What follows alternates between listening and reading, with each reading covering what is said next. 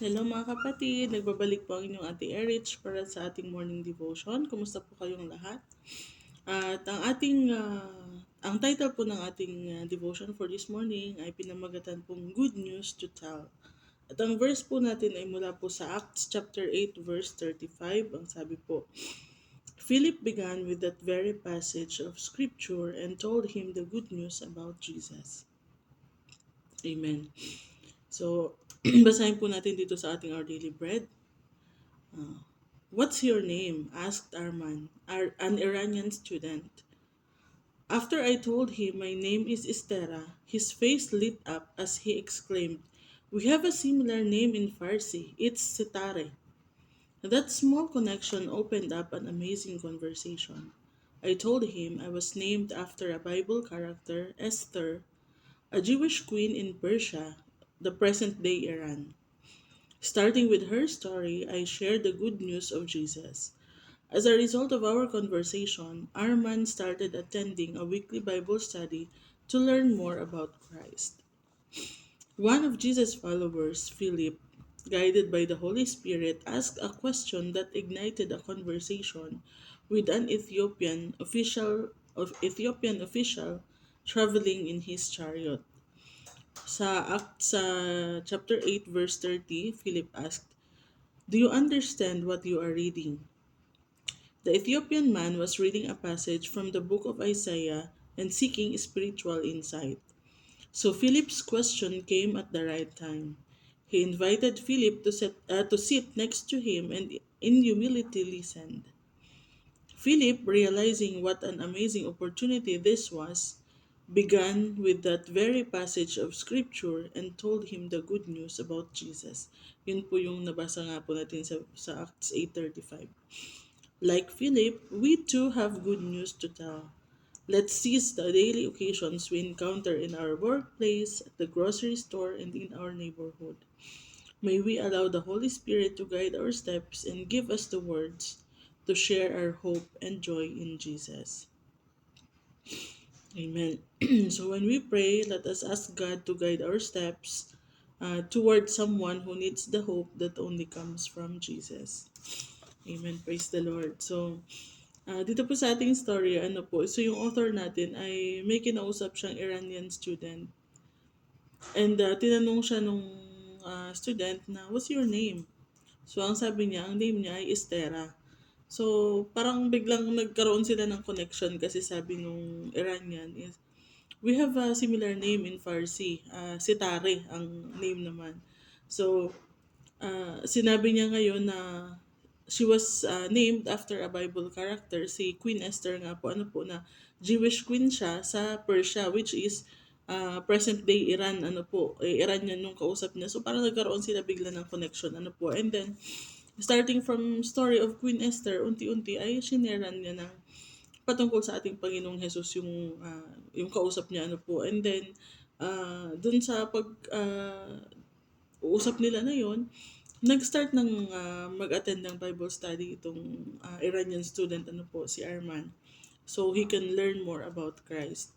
So the same po yung nangyari kay Philip, So giniide po siya ng Holy Spirit papunta dun sa place kung nasaan yung Ethiopian, na nagbabasa siya from the book of Isaiah.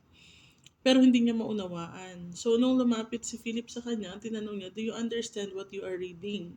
So, nagkaroon sila ng parang topic for conversation, And, so, from that verse na binabasa ng Ethiopian, ay unti-unti, inano sa kanya, shinare sa kanya ni Philip yung gospel or yung good news about Jesus Christ, And, makikita natin doon sa chapter 8, na yung Ethiopian na yun ay tumanggap siya sa Panginoon, and nung makakita sila ng water, agad-agad siyang nagpabaptize, So, sa atin din pong buhay, ito pinag-uusapan pa lang namin actually kagabi, na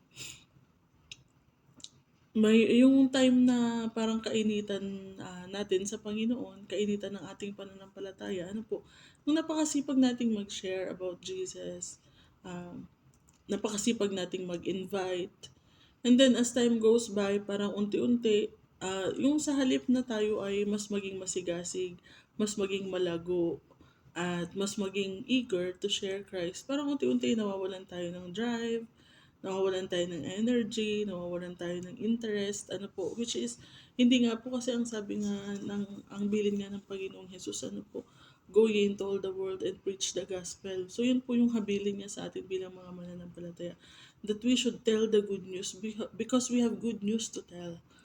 So, sa ating pang-araw-araw na buhay, like sabi dito, sa ating workplace, sa grocery store, in our neighborhood, pagka nakakita tayo ng chance to have yung small conversations sa ating mga daily encounters, ano po, let us seize the opportunity to share about Christ, ano po, to share the gospel, to share the good news to them, ano po. Kasi yun ang habilin sa atin ng Panginoong Jesus. Kasi ang nais nga po ng Diyos ay, kung maaari lang, lahat ay maligtas, ano po, at makakilala sa Kanya.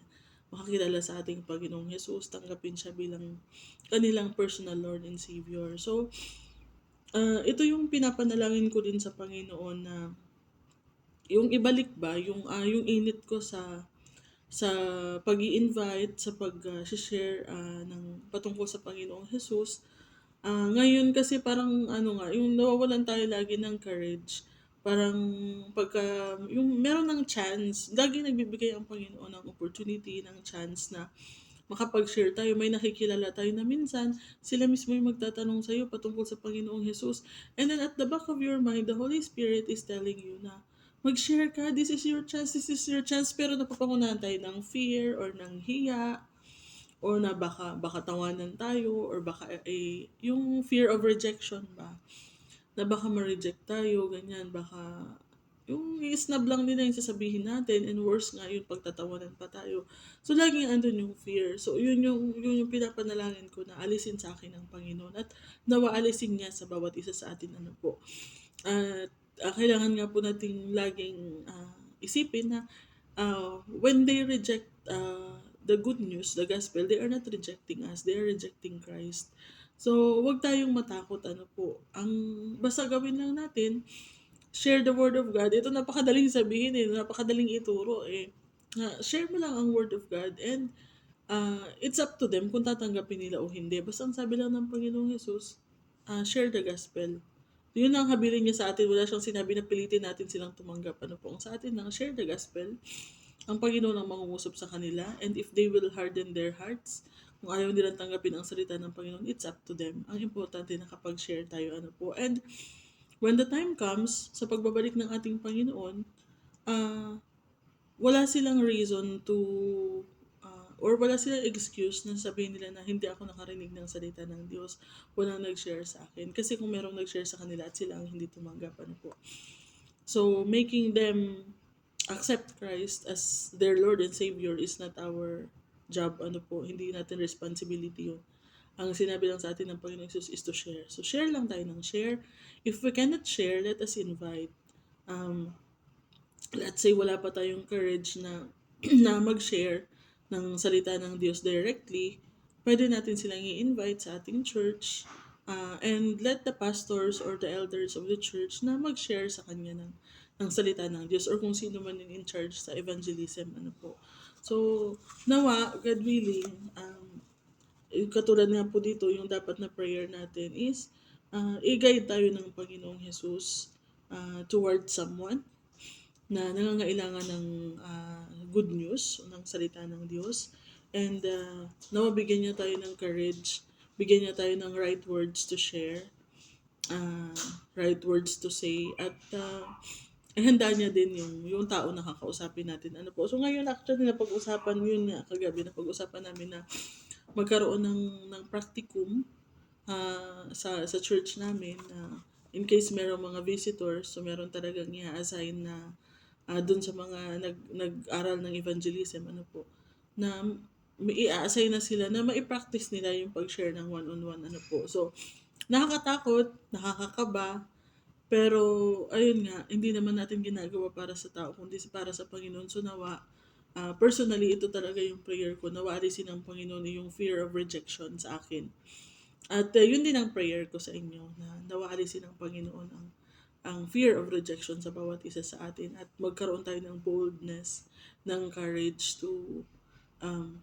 to share the good news or the gospel to other people. Kasi nga, nakikita na nga po natin yung sign na malapit nang bumalik ang ating Panginoong Jesus. So, nagdo-double time ang kaaway, nagdo-double time ang diablo para pigilan ang church or ang mga mananampalataya to share the good news. So, dapat tayo din is nagdo-double time din to share the good news. Especially kung meron pa tayong mga mahal sa buhay na hindi pa nakakakilala sa Panginoon.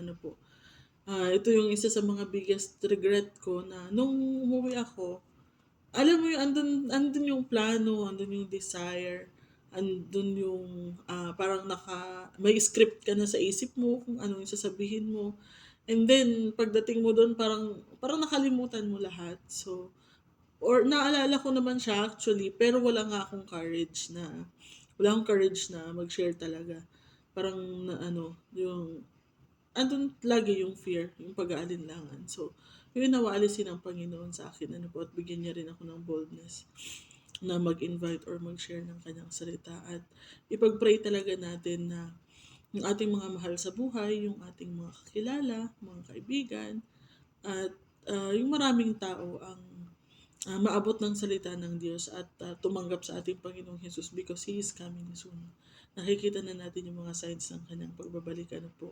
Kung tayo po ay nagbabasa ng Biblia, alam niyo po yung tinutukoy ko. So, let us double time, let us be bold and have courage sa tulong ng Panginoon na makapag-share din tayo ng salita ng Diyos. So, amen po rin ng Panginoon. Let us pray. Hallelujah. Salamat, Panginoon. Thank you for your words and thank you for the reminder, Panginoon, that we have good news to tell the world, Panginoon. Nawa, Panginoon, bigyan niyo po kami ng lakas ng loob, Panginoon. Bigyan niyo po kami ng boldness, ng kasipagan, Panginoon, sa pag-share ng inyong salita. And help us, Lord, na ma-share ka sa lahat ng mga nakakasalamuhan namin, starting with small conversations, Panginoon. Katulad nga po dito sa amin na pag-aralan, Panginoon. Nawa ay magkaroon kami ng lakas ng loob na makipag-usap sa ibang tao, Panginoon, even strangers, O Lord. Dahil anyone of them, Panginoon, ay maaaring nag-aantay lamang na merong magbahagi sa kanila ng salita ng Diyos at talagang kailangan nila ng Diyos sa kanilang buhay. So nawa bawat isa sa amin po, bawat isa sa inyong mga anak, Panginoon, ay bigyan niyo po ng lakas ng loob, Panginoon, at ng katalinuhan din, Panginoon, kung paano namin maibabahagi ang inyong salita, O Lord. Upang makatupad din po kami, Panginoon, sa bilin ninyo to preach the gospel, O Lord. Salamat, Panginoon. At mula sa araw na ito, Panginoon, yung lahat ng mga plans namin sa church for the training, for our practicum, Panginoon, sa evangelism ay execute po namin smoothly, Panginoon. And most importantly, Panginoon, ay yung mahubog po kami, Panginoon. Matrain po kami, Panginoon, na share ng inyong salita at nawa itong mga kakausapin namin, Panginoon, ay sila po ay talagang tumanggap sa inyo, isuko ang kanilang buhay sa inyo at tanggapin ang aming Panginoong Jesus bilang kanilang Diyos at tagapagligtas upang maranasan din po nila ang pinagpalang buhay na nararanasan namin ngayon sa piling ninyo, Panginoon. Salamat po muli, O Lord. May you bless this day, bless each and every one of us. At nawa, Panginoon, pagpalain niyo po lahat ng hawakan ng aming kamay at lahat po ng makakapanood or makakarinig ng video ito, O Lord. Salamat, Panginoon. Patuloy ka namin sinasamba, dinadakila at pinupuri in Jesus' name. Amen. Maraming salamat po sa pakikinig at panonood, mga kapatid. God bless you all.